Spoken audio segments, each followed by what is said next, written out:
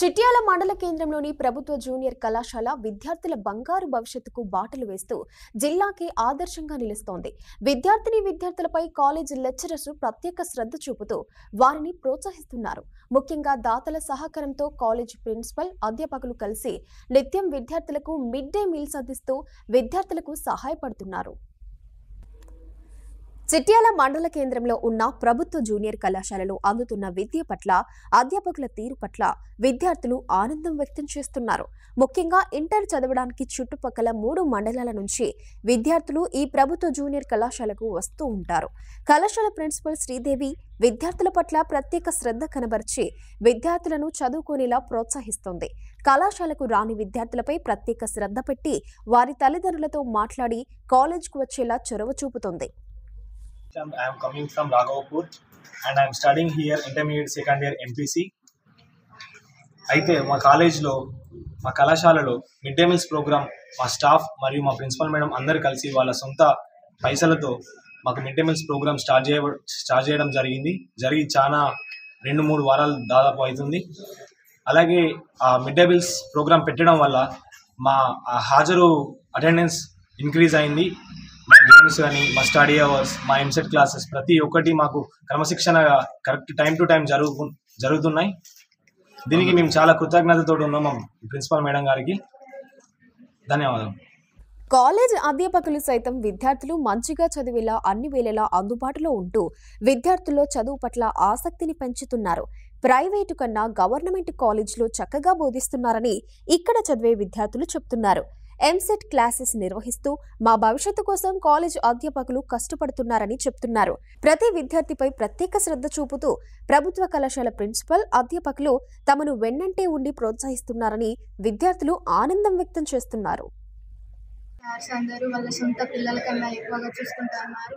ఈ మధ్యలో ప్రైవేట్ కళాశాలల కన్నా గవర్నమెంట్ కళాశాలలో చాలా చక్కగా బోధిస్తున్నారు. మాకు mid day meals programme arrange చేశారు మా principal madam and lecturers. Next year మా లెక్చరర్సే కాకుండా ప్రభుత్వం ఇవ్వాలని కోరుకుంటూ చిట్యాల ప్రభుత్వ కాలేజ్ ప్రిన్సిపల్ శ్రీదేవి విద్యార్థుల చదువుపై ప్రత్యేక శ్రద్ధ చూపుతోంది. సుదూర ప్రాంతాల నుంచి వచ్చే విద్యార్థులు మధ్యాహ్నం భోజనం చేయడం లేదని గమనించిన ప్రిన్సిపల్ రైస్ మిల్లర్లు, దాతలు, అధ్యాపకుల సహాయంతో కాలేజ్ విద్యార్థులకు మిడ్ డే మీల్స్ ను ఏర్పాటు చేసింది.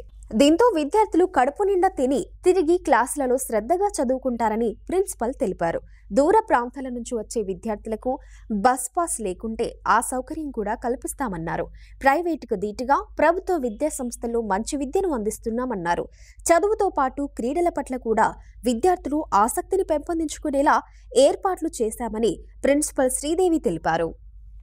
మేము ప్రభుత్వ కళాశాలలో ఎంసెట్, నీట్ కోచింగ్ కూడా ఇవ్వడం జరుగుతుంది. వాళ్ళకి ప్రత్యేకంగా తరగతులు చెప్పించడం జరుగుతుంది. ప్రాక్టికల్స్ కూడా వాళ్ళకి ఇప్పటికే కంప్లీట్ అవ్వడం జరిగింది. రికార్డ్స్ కూడా కంప్లీట్ అయ్యాయి.